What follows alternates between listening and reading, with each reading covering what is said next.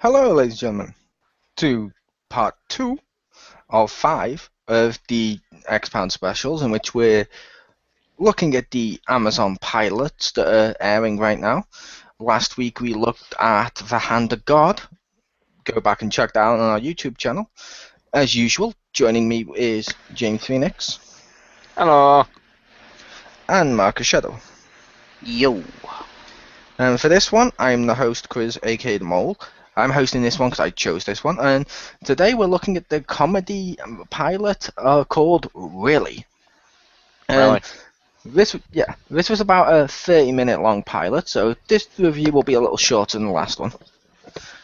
Basically, it's a comedy sort of mockumentary, like The Office or something, but it's about marriage and married life. Although it's not really a mockumentary, it's more like a single camera one, so it'd probably be more akin to Arrested Development than The Office, because they weren't actually filming a documentary within the confines of the show. But hmm so it's more like a single camera comedy. But still, it's got some pretty big people in there. Like it has Elliot from Scrubs and stuff like that. So that's pretty cool. And I think the other actress I remembered was, what was this? Selma Blair, I think her name was, who was in Yes. such stuff as Zoe Duncan, Jack and Jane.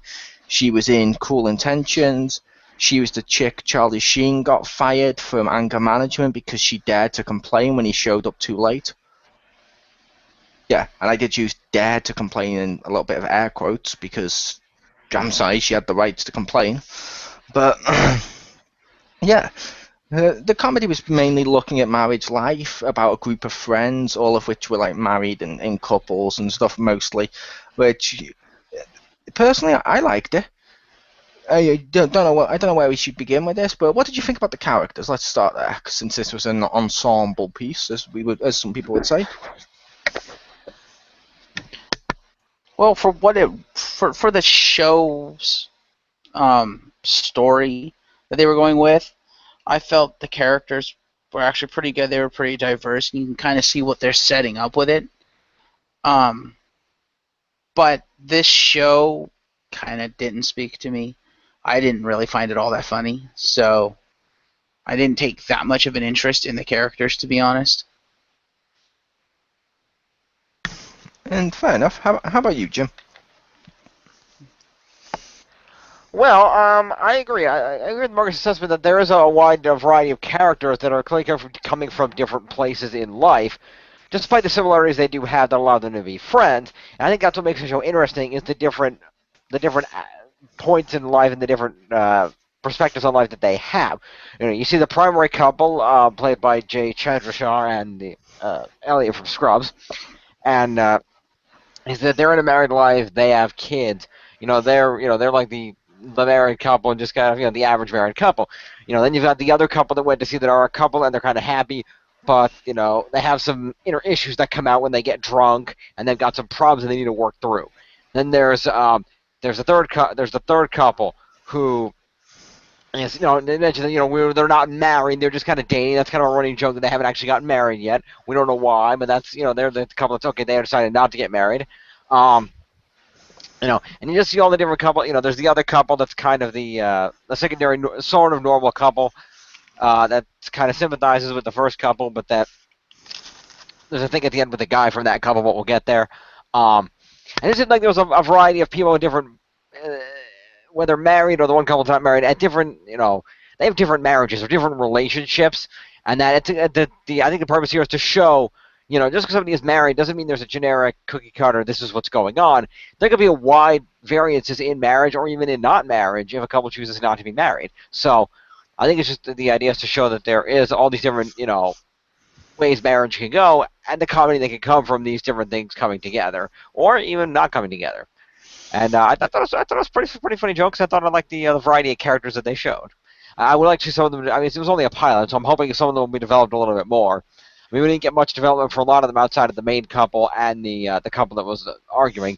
So I hope we get some more development for some of the other couples as we go along. And I can agree with that. I will say, personally, when it comes to the characters, I liked the characters. I didn't hate them. I can't believe I'm going to say this because it shouldn't be a complaint, but uh, at times they were almost too real. Yeah. And what I meant by too real, I don't mean that the comedy wasn't there or anything like that. I meant they were too real because they all shared the exact same hobbies and the exact same interests and stuff. Like, if I have a group of friends around here, we're all going to be playing video games, we're all going to like them, or we're all going to be watching the same type of stuff on TV, and that's what friends do. I understand that. However, for TV, you kind of want to know, okay, that's like, for example, with Friends, you knew, okay, that's the smart one, that's the sex machine or dumb one, okay, that's the funny one, okay, that's the weird one, you know what I mean? And you don't have that as much because too many of these characters sort of bled together in personality at times. It wasn't too much that it was unwatchable though, but I agree with Jim. They need to be developed a little bit more because some characters felt harder to tell apart at certain times. If that makes sense, like, oh, they all went in, acted the exact same way to lighten up and doing drugs and shit. It's like, at least that was my feelings at times. Yeah. But like I said, it wasn't all the time. It was just now and again. It was hard to tell who was who because they bled together. Yeah, I also didn't like the fact that you couldn't really tell where the comedy was supposed to come from. I mean, there's the one character, the guy that gets piss-ass drunk. You can tell he's supposed to be the, quote, comedy, unquote, in this, well, comedy. But I just felt, I don't know, I just found myself repeating the name of the show most of the time when he was on the screen. I was like, really? Like, it wasn't funny. He was just stupid. And I'm just like, where's the comedy in all this? Nothing really made me laugh. It just kind of made me face home and go, wow, this is incredibly retarded. I'll say the comedy for this comes from, like I mentioned, the reason I use The Office is because that's more of an example than Arrested Development in terms of the humor. At least Our Office, I mean. Most of the humor comes from the fact, okay, you're sort of watching, you're like, is this real? Because at times you kind of feel it's real. And as a result, some of the stuff where it's like, oh, that's a little awkward, or oh, that's a little cringeworthy, it makes you go, oh, you know what I mean? It's like, that's hilarious, that's funny because it's awkward, or that's funny because that shouldn't happen within the social norm. It's not like, oh, we're gonna do stuff wacky and crazy and awkward in the way of like American Pie, where it's like, oh, like, let's just fuck a pie for like the idiots out there. It's more like, okay, we're going to create a social dynamic that we all understand, and then they're going to just tweak it slightly so it's awkward as fuck. And that's where the humor's meant to come from. Fair enough. I think it was just too awkward for me because, like, most of the time, like, I could kind of tell, okay, this is kind of where the humor is supposed to be, but it didn't really make me laugh. It just made me go, okay, you're a fucking tool. Fair enough. Or, okay, I'm supposed to laugh because the main character can't seem to get his rocks off. I'm like, right. Yeah, the other part as well, to be fair, is when they also put comedy, and I think they also put drama, at least on here with the description, they put comedy drama. I think some of it is supposed to not be funny, or some of it isn't supposed to be funny, it's supposed to be drama, but it's got those comedy awkward elements in there. Yeah, I would just like to see more comedy. Because the drama is pretty good, but I think it's too much. I think, especially with what they're trying to go for, from what I could tell. Because I could tell that this is supposed to be a comedy, that they want it to be funny, but I felt that the drama kind of overtook the comedy and made the awkward comedy just awkward. Fair enough. How did Jim feel about the comedy? I agree.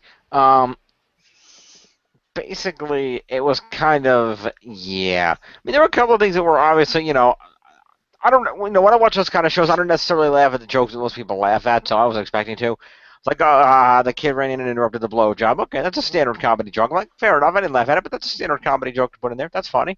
I'll give you that, Things here and there, certain funny things that happened. It was good. And I think it's the point of the episode is supposed to be, oh, there's comedy here.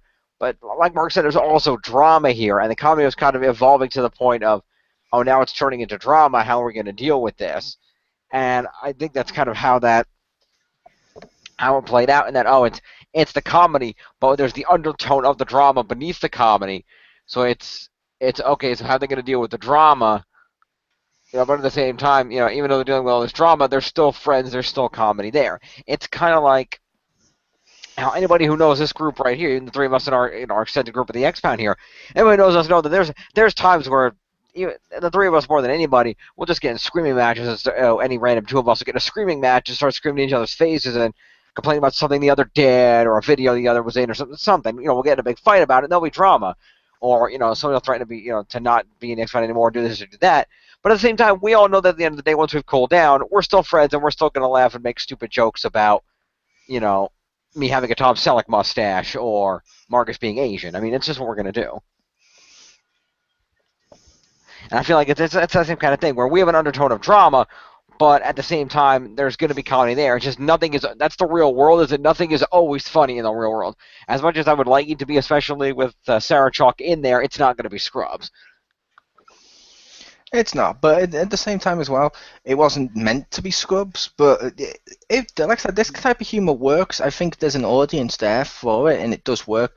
I think agree. the hardest part, and I don't mean anything too racist by this. I don't mean any offense to anyone here, but as a rule, like one of the first things I said to you was, yes, at last, it was a comedy from America without the damn laugh track. Yeah, it's which I can agree with. It's like that exact same situation you mentioned. Like the kid walked in there, and like Marcus said, he didn't find it that funny or something like that. However, if that happens in a sitcom and you get that laugh track, most of the Americans will laugh at that. Mm-hmm. Because of the laugh track telling you it's funny, and it's like this one's telling you to laugh when you think it's funny, not when they tell you it's funny, which not many people like that. Which, I mean, don't get me wrong, we have a load of comedies now over here with more and more laugh tracks, but I always find the best ones are the ones without it, like The Office and Extras. Ironically, both of those are Ricky Gervais comedies. Shout out to Ricky Gervais, he's awesome. But yeah, like I said, when I was watching it, I could tell where the comedy points were supposed to be. I just didn't find them funny. Yeah, which is fair enough. But what did you think about the? I don't know the overall thing, like the story and the ending and stuff. I'll go first with this one. I'll mention it ended with one character sort of basically getting a blowjob off another character's wife, right as someone else walked in, and it was like, ooh, with the awkwardness. And I did laugh when he actually gave her his wife's message and just turned and walked the fuck off. I was like, that's hilarious. But it was awkward, but I'll admit that gripped me because I want to see where the fuck this goes. I want to see what the fallout of this is. I need to know what the fallout of this is. Because like he lied to his wife when he saw it about, oh yeah, I hadn't really seen her, and they did and then suddenly she got text with, oh yeah, don't worry, he already told me about the stuff, and she's like, wait, what? And like Jim said, I don't understand why he lied to her. Why couldn't he have just said, yeah, I gave her the message? He didn't have to mention anything about the bullshit. I mean, all she asked was, hey, did you see her and give her the message? All you had to say was yes. There's no reason to lie. Yeah, it's because the reason he lied, I felt, was because in that moment he said no, because when he told her, it was in the middle of a blowjob or something. So if his wife was then to go up to her and say, he hasn't spoke to me, he's mentioned he hadn't seen you, did he give you the message or something like that, then basically she will know that he didn't say anything. And he was also in that awkward position of, oh crap, like split-second decision. We all make bad decisions now and again. And it's like, you had that split-second decision of what you'd do, and he chose not to tell her because he's still friends with both characters. So it felt like when he lied, he was protecting his friends because he doesn't know what the fuck to do with this. It's not like it's a common thing for him, if that makes sense. So I could kind of understand. I mean, we've all had that element where you've had to make a split-second decision because you've seen something you don't want someone else to see or something. I also felt like when they were in the car and at the end, and she asked him if he had seen her, basically, he sat in the closet, so he knew full well that she had heard him. All he had to say was, especially when she got the text, like Jay told me, was like, wait, did you see her or not? All he had to say was, "Well, I didn't physically see her. I did yell over my shoulder into the house that you'd come pick it up. I didn't know if she heard me or not." That was all he had to say. Yeah, which, like I said, to be fair though, it was because it's meant to be feeling real. If you're put on the spot like that in real life, and you're that under, like, you got that much pressure from what you do with your friend, what your wife's gonna say, and all that, you do make stupid decisions. I think he just panicked and didn't know how to answer, because we've all had that where someone's asked you a question, you've panicked, and then like the next day we've turned into Captain Hindsight and been like, okay, at this moment I probably should have said that. And admittedly, when it comes to time to talk to other people, we normally say we did say that stuff. But it's a case of we all have those moments where someone says something to you and you're like, oh, no. But you kind of want to say no. You kind of want to say something else, if that makes sense. So I think that's what they're going for. Plus, it's also more of a teaser of what's going to happen to him when his wife finds out now that he did see her. And when he saw her, she was cheating on, and you got all these elements, and it's like this one act could literally destroy that friendship of all those people we've seen. So that'd be kind of there's kind of multiple ways they can go with this. Like I can totally see them going the route of half of the friends taking one person's side, half them taking the other, or well, not half, but you know what I mean, like a group, like some taking some taking the other, some trying to stay neutral but can't quite. Which I think that could be cool. Yeah. But I do think it goes back to what you said about it being a little too real. Yeah. It just seemed like, with the way they set it up there, if the reason I think the issue is because it felt like it was just a little bit too real, and like that's why it wasn't funny, because you're like, well, because when something seems too real, you start thinking, you're like, well, wait, that's supposed to be real, then he should have done this if it was real, not that, even though, because it's hard to imagine, when you put your mind in that situation unless you're in that situation. So, yep. I think it goes back to what you said. Yeah, I think I only mentioned too real with the characters. I thought the plot and the pacing wasn't too real because they kind of want that element, because that's how this style show works. I think the situations were a little too real, and now that you mention it, and now that you and Jim have mentioned it, I was thinking about it. Now that I think about it, to me, it's like their humor comes from the absurdity of reality, but the truth of the reality is that at least for me, if I'm watching something and it seems that real to me, and it's that awkward, I'm not going to laugh at it. I'm going to be like, ugh, okay, or really, because, and the thing is, it also comes down to how they've written it, because like I said, the way they've written it, I can tell where the humor points are supposed to be, but because they've shifted it enough into reality to make it not funny, at least to me, I'm like, and I think that might be, depending on the audience you're going for, that could be a bad thing for the series, because you won't get the you won't get the humor across that you want to get across, because you're going so far into that reality. Because that's what makes a lot of like sitcoms and stuff so funny, is because they take the reality and they shift it one notch out of reality. They do, but sitcoms aren't really quite the same as shows like this, because shows like this can make you feel, because it feels so real, they can make you feel 1,000 different things.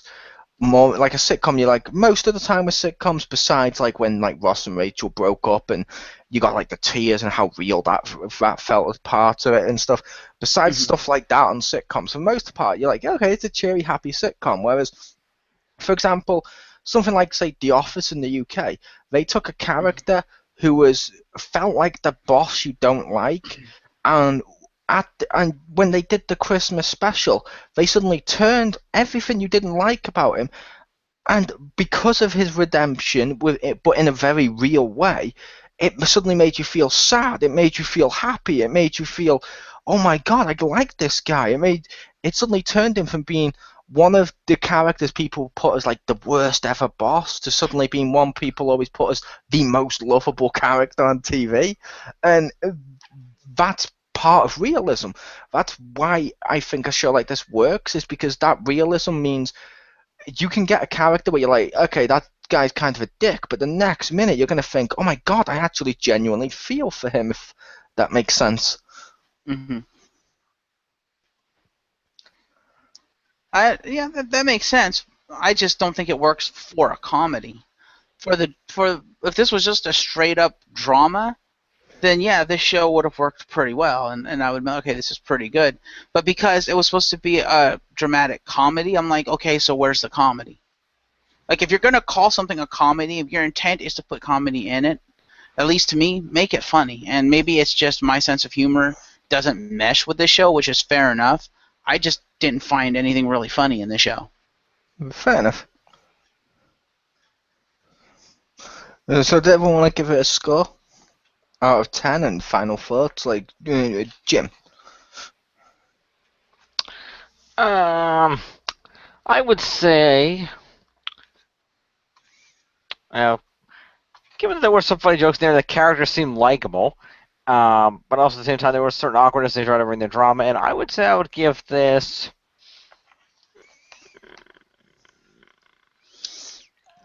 I'll give it a 7 to 7.5. I liked it, but I thought that they needed to develop some of the characters some more and work on the balance between the comedy and the drama. Fair enough. And Marcus? I'll give it a 6.5. It was pretty well written. The characters were done pretty well. Like I said, there was a variety of characters, and you could kind of see the direction these characters were going to be headed. The drama was pretty much there.